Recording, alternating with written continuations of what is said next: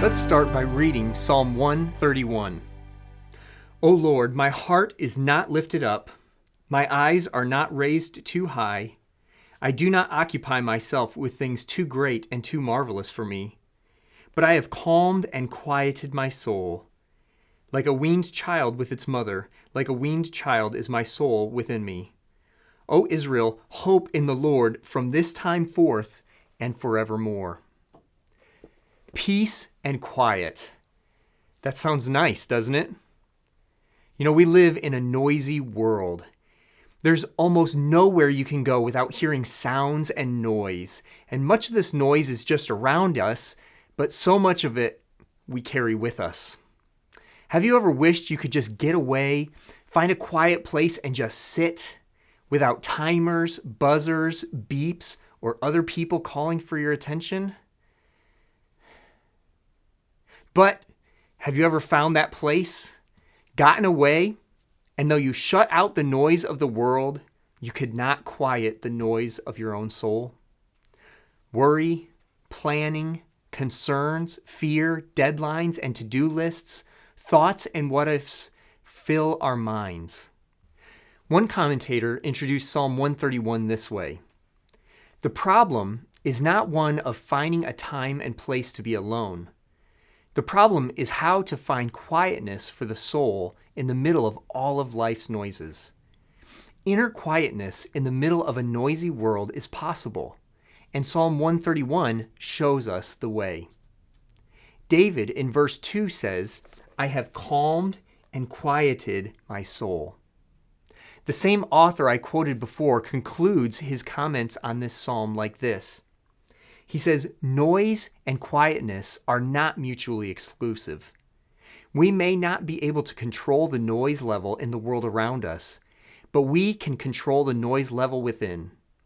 God has made us a way for us to quiet our souls like a weaned child on its mother's lap. By hoping in Him, we can experience quietness in a noisy world. We're going to take that last line as our main point for this evening. I want to word it for you this way. By hoping in the Lord, we can experience quietness in a noisy world. Let me say it again. By hoping in the Lord, we can experience quietness in a noisy world. Hoping in the Lord, that's a nice statement, and experiencing quiet in a noisy world sounds amazing. What does it mean, though, to hope in the Lord? What does that look like in real life? Well, in Psalm 131, David gives us two simple pictures of what hope in the Lord looks like. The first picture is seen in verse 1, where David says, O Lord, my heart is not lifted up, my eyes are not raised too high, I do not occupy myself with things too great and too marvelous for me. The first picture of what hope in the Lord looks like is number 1, humble trust in the Lord. A humble trust in the Lord.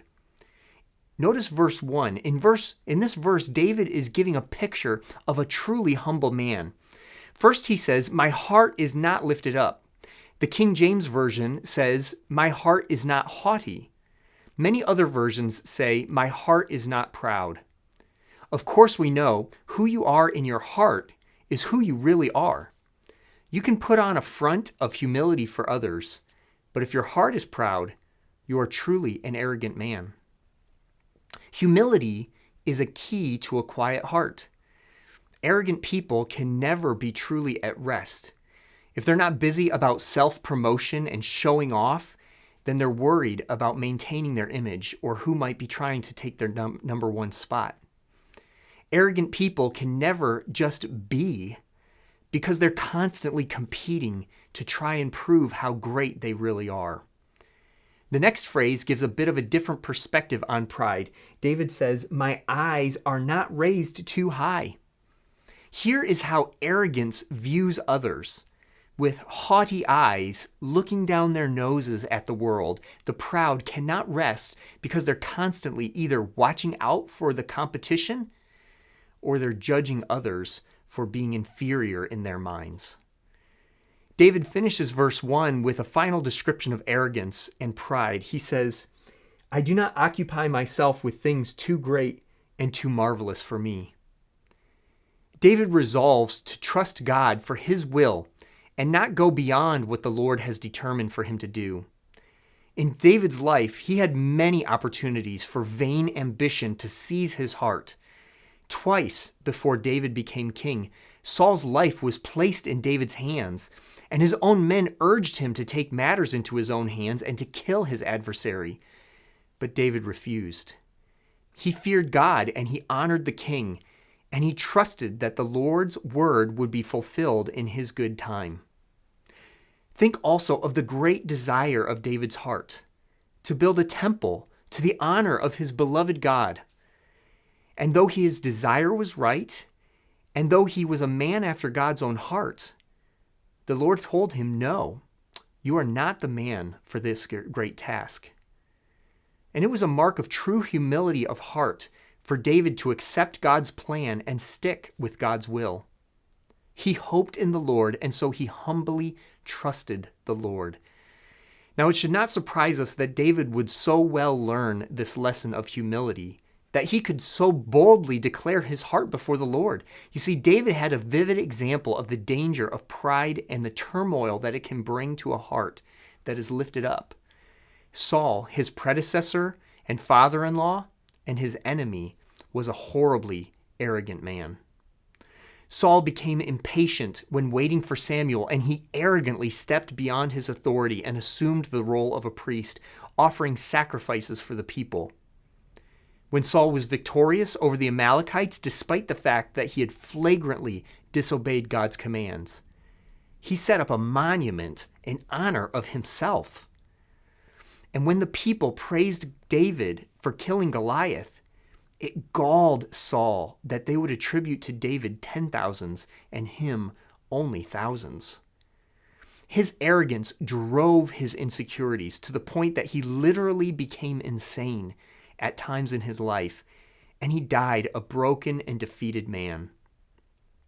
He did not hope in the Lord. He hoped in himself, and he could never find rest. The sad thing is, he did not start out this way. At one point, at least outwardly, Saul was a humble man. When Samuel told him he would be anointed king of Israel, he protested and said that he was the least of his house, and his house was the least of the tribe of Benjamin. And when Samuel came to announce God's judgment on Saul, he said, "Although you were once small in your own eyes, did you not become the head of the tribes of Israel? The Lord anointed you king over Israel." Perhaps Saul's humility was feigned and was not a true humility of the heart of which David speaks in verse 1. Either way, we see that David learned this lesson well, and he shows for us in Psalm 131 that if we want to have a calm and quiet soul, we must hope in the Lord, and that means first and foremost, we must humble ourselves and trust in the Lord. The second picture of one who hopes in the Lord is seen in verse 2. Notice this verse where David says, "But I have calmed and quieted my soul like a weaned child with its mother. Like a weaned child is my soul within me." In this verse, hope in the Lord is seen as number 2, quiet contentment with the Lord. When a child is nursing, he loves to be with his mother. Many mothers will tell you that they loved the experience of nursing their children. Those are special and tender moments, moments of calm and connection and closeness. But the embrace of a child who has been weaned, who's not coming to his mother because he needs something from her, but he climbs up in her lap just because he loves to be with her, that's something very special. And this is David's second picture of hoping in the Lord. Notice what your hope is in. It's in the Lord. Your hope is not in what he can do for you. Your hope is not in what he will give you. You're not hoping in the good things that come in the Christian life. Your hope is in the Lord himself.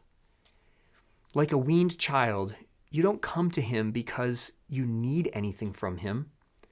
You just love to be with him. You just want to be near him. You just want to sit in his lap, Feel him holding your hand, and just by being with him, you know everything is going to be all right. Peace and quiet. It's unlikely that you will find literal peace and quiet around us, but we can have a calm and quiet soul. We don't have to be affected or afflicted by the noise and clamor of the world. We can have peace. This peace comes when we hope in the Lord, when we humbly trust in the Lord, and when we are quietly content with the Lord.